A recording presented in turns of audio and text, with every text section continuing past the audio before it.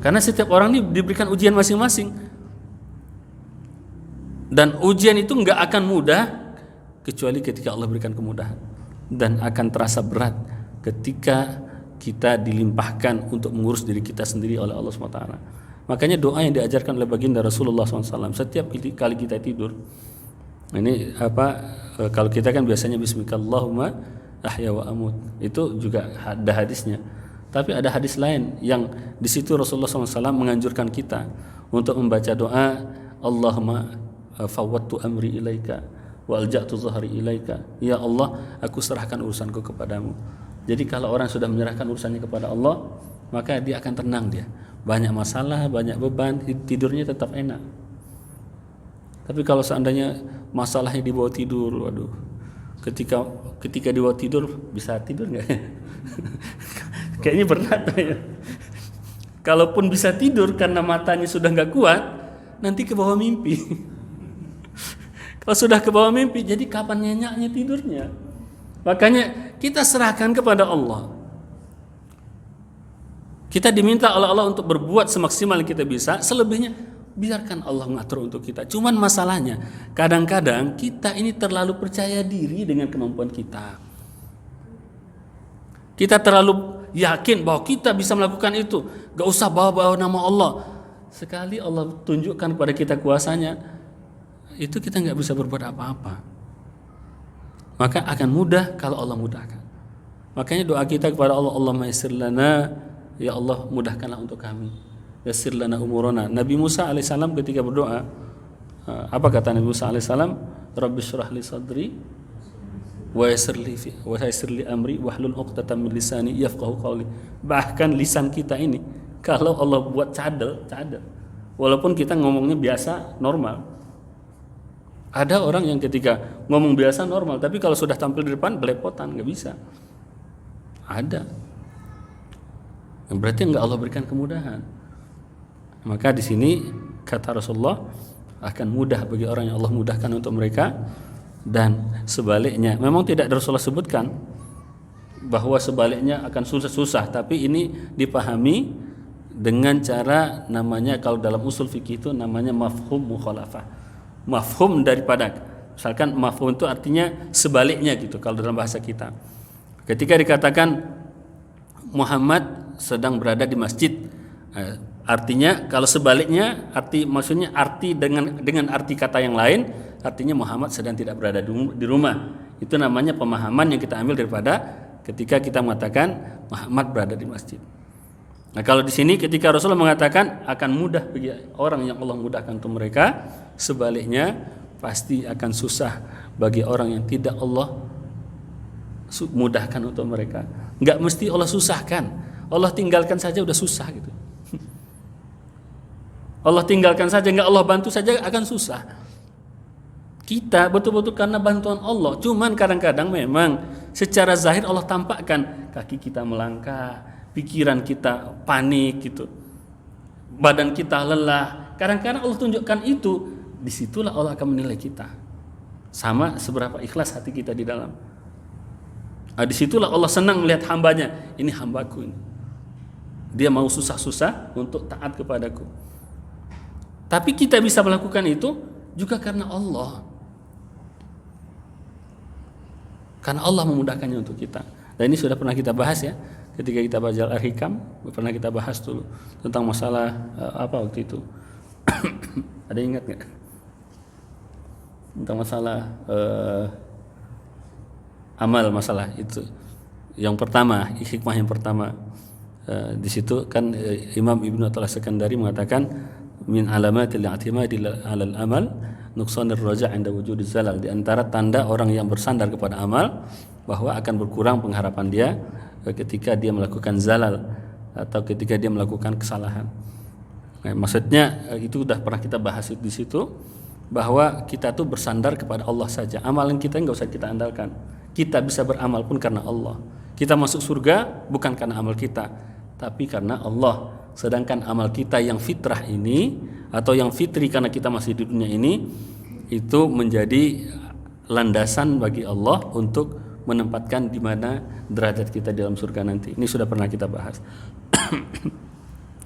Kemudian apa kata Rasulullah, rahasianya apa? Supaya bisa dimasukkan ke dalam surga, dijauhkan dari api neraka. Kata Rasulullah, ta'budullaha la tusyriku bihi syai'a. Engkau beribadah kepada Allah, ibadah itu betul-betul kita jadi budak. Kalau budak itu dia tidak punya hak terhadap tuannya, nggak punya hak untuk protes, nggak punya hak untuk bertanya, nggak punya hak untuk membantah. Nah, derajatnya pernah saya kirim kalau nggak salah di grup An-Nabawi. Ada seorang budak itu yang benar-benar budak. Pertama dia pasti taat. Budak kalau nggak taat bukan budak namanya. Budak tapi suka suka melawan, itu budak pembangkang namanya. Kita kalau punya karyawan ya, bukan budak. Ketika dia banyak protes kita jengkel sama dia. Fitrah kita kan begitu. Sekarang kita budaknya Allah, nggak taat kepada Allah. Allah perintahkan begini, kita nggak lakukan. Allah larang, kita lakukan. Nggak taat kepada Allah, berarti itu bukan orang yang mencerminkan bahwa dia mengakui dirinya sebagai budak atau sebagai hamba bagi Allah SWT. Karena seorang hamba bagi Allah itu pasti dia taat kepada Allah SWT. Bohong orang yang mengatakan dia sebagai hamba Allah tapi dia tidak taat kepada Allah SWT. Urusan nanti dia sanggup menjalankan perintah Allah itu urusan teknis, urusan lain. Kan kalau kita rapat-rapat kan juga begitu. Yang penting ide umumnya dulu, masalah teknis belakangan. Sanggup kita kerjakan, nggak sanggup level 2-nya ada alternatif. Begitu juga Allah. Tapi kita ide besarnya taat dulu kepada Allah. Urusan teknisnya nanti kita sanggupnya cuma segini, segitulah yang Allah minta dari kita. Kita bisa maksimal, maka usahakan maksimal. Nggak bisa maksimal, setengahnya. Nah, begitu yang Allah minta dari kita. Nah, cuman kadang-kadang kita dari awal tuh sudah suka melawan dulu gitu kepada Allah SWT. Dan itu bukan tanda seorang yang menghambakan dirinya kepada Allah SWT. Jadi ta'budullah itu bukan hanya penghambaan dalam bentuk sholat saja. Banyak orang sholat tapi dia tidak dalam rangka beribadah kepada Allah. Jadi makna penghambaan itu umum. Kemudian diantara tanda bahwa seseorang itu juga adalah hamba bagi Allah, selain dia taat kepada Allah, dia juga bersyukur kepada Allah SWT. Karena dia tahu seorang budak aslinya dia tahu dia nggak punya hak apa-apa, tapi dikasih oleh tuannya. Maka seorang budak yang sejati kebudakannya, maka dia akan mengucapkan terima kasih kepada tuannya. Dia akan membalas kebaikan tuannya itu karena sudah memberikan sesuatu yang tidak berhak dia dapatkan dengan khidmat, dengan penghambaan, dengan pelayanan yang lebih lagi. Itu kalau kita sesama manusia. Sedangkan dengan Allah SWT, tentu saja seorang yang bersyukur itu akan totalitas di dalam mengungkapkan kesyukurannya kepada Allah SWT. Mohon maaf Pak Yusron punya baju banyak di rumah? Punya baju banyak di rumah ya? Ada lah ya. Yang kita pakai berapa? Kita pakai satu. Artinya apa? Nikmat Allah itu lebih dari kebutuhan kita. Yang kita butuhkan seberapa? Sedikit yang kita butuhkan. Ya Pak ya? Kita butuh cuma sedikit, tapi Allah berikan banyak kepada kita. Habis itu masih juga kita mengeluh kepada Allah SWT.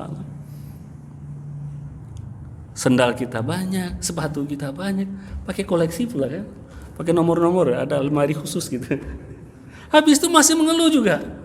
Ini kalau begini sebagai hamba nggak ini? Ya Bu ya. Kita juga. Nah, jadi nggak ada alasan bagi kita untuk nggak bersyukur pada Allah. Pakaian kita cuma segini aja yang kita butuhkan. Dulu para sahabat, Bilal bin Rabah itu, dia itu pakaiannya cuma segini aja.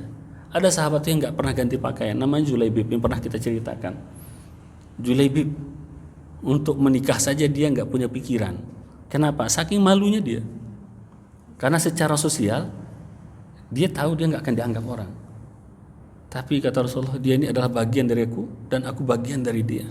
Digendong oleh Rasulullah dan dimasukkan dengan tangannya ke dalam kuburannya oleh Rasulullah SAW.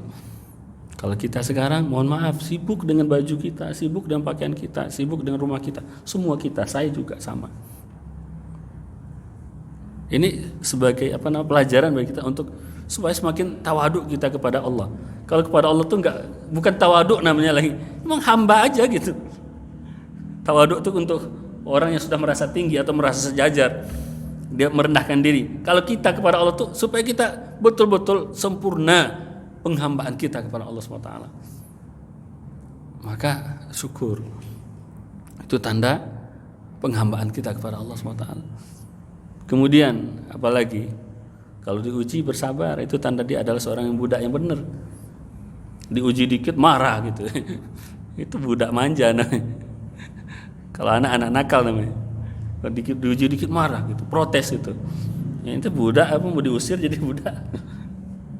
Gak diusir mau kemana kita? Nggak ada yang menampung kita. Ya, kalau diusir dari perbudakan Allah ini, pilihannya cuma satu, masuk ke dalam golongan orang yang menutup diri dari Allah. Kalau menutup diri dari Allah namanya kafir. Kalau kafir itu khalidina fiha, masuk ke dalam neraka. Nggak ada pilihan kita. Saya nggak ada pilihan kita. Dan Allah nggak kasih kita pilihan. Wa ma tasyauna illa ayyasha Allah. Apapun yang kalian inginkan nggak akan berlaku kecuali hanya kehendak Allah. Keinginan Allah saja akan berlaku. Jadi kita nggak ada. Jadi nggak perlu bercabang pikiran kita. Nanti kalau saya diusir sama Allah, mungkin saya cari Tuhan yang lain. Nggak ada kesempatan untuk itu. Jadi biar kita fokus gitu, karena memang Allah saja. Gitu. Ini tanda seseorang itu benar-benar di dalam penghambaannya yang kedua. Yang ketiga ya, sabar gitu. Yang ketiga, yang pertama dari taat, kemudian bersyukur, kemudian sabar. Ketika dia bekerja untuk Allah, ikhlas, itu tanda adalah seorang budak. Jadi nilai-nilai rohani atau nilai-nilai amal batin yang kita pelajari sebenarnya selama ini itu adalah cara atau teknis dalam mewujudkan penghambaan kita kepada Allah, ikhlas kepada Allah SWT. Itu tanda orang ini benar dalam penghambaannya kepada Allah. Ketika dia bekerja karena Allah, kenapa? Karena Tuhan saya. Kenapa kamu melakukan ini? Karena Tuhan saya. Loyal kalau bahasa kitanya. Kalau nggak loyal berarti kita punya karyawan nggak loyal, kita tendang, udah dikeluarin. Kalau kita sama Allah nggak loyal, kalau ditendang sama Allah kacau kita. Maka itu juga bagian daripada bentuk penghambaan kita kepada Allah. Ikhlas, kemudian ridho. Ridho ini adalah puncaknya nih. Ridho itu bahagia dengan segala takdir Allah SWT. Bisa nggak ya? Itu berat untuk ridho seperti itu tuh. Tapi kalau kita sudah bisa ridho dengan apapun Allah berikan kepada kita, tapi nggak usah minta ujian. Ya Allah, supaya saya tunjukkan keridhaan saya, ujilah saya berat-berat. Nggak sanggup kita. Allah tuh tahu kadar kita seberapa. Kamu nih anak TK gitu. Nggak usah belagak profesor gitu. Ya, kita ini standar kita tuh Allah tahu. Dan Allah tuh tidaklah menguji kecuali sesuai dengan kesanggupan dan kelapangan kita. Cuman kita berlatih supaya ridho dengan ujian-ujian yang kecil yang sekarang. Sekarang kan misalkan kita dapat ujian, apakah dari keluarga, dari kerabat, dari tetangga, dari siapa di tempat kerja, atau mungkin dari pemimpin kita atau dari siapapun gitu. Kita ridho dengan ketetapan Allah ketika kita tidak sanggup untuk melakukan sesuatu dan kita anggap memang beginilah yang Allah inginkan dari kita, untuk kita ridho, puas dengan apa yang Allah berikan. Puas itu iya puas itu bahagia.